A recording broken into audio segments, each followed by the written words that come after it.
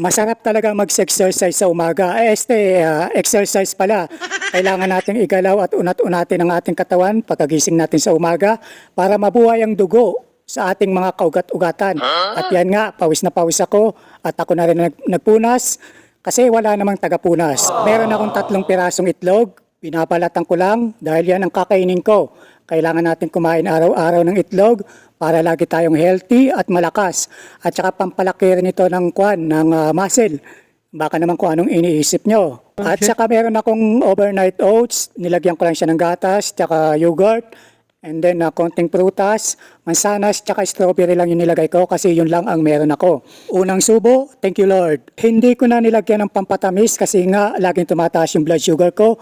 Although may mga nagsasabi naman na nakakataas din daw ng blood sugar yung oats, pero hindi naman siya ganun kalala. At saka normal lang yun kapag may pinapasok tayong pagkain sa katawan natin.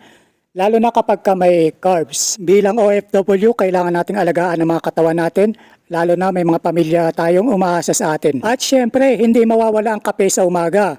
Pero pure black coffee lang siya, hindi ko siya nilagyan ng asukal. Sa mga adik sa kape, kape lang kayo ng kape hanggat hindi pa kayo ang pinagkakapihan.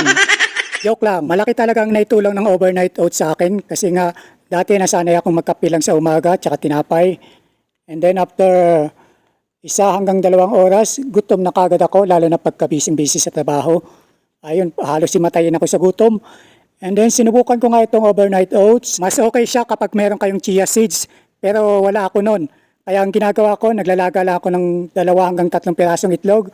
Ayun ang sinasabay ko.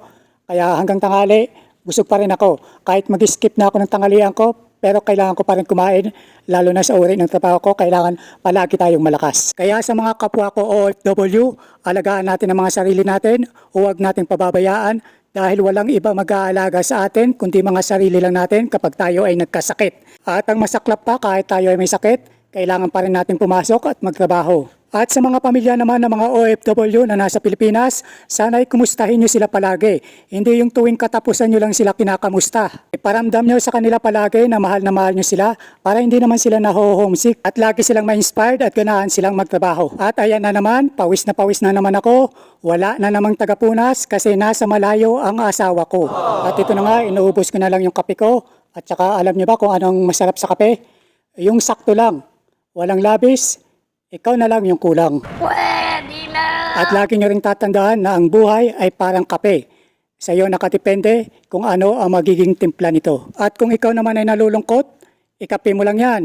I'm sure kapag naubos na yung kape mo, siguradong malungkot ka pa din.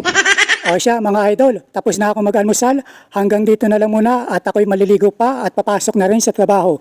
Lagi po tayo mag-iingat saan mang lupalop ng mundo tayo naroroon. At sana'y gabayan tayo palagi ni Lord. God bless mga idol. Ingat po tayo palagi.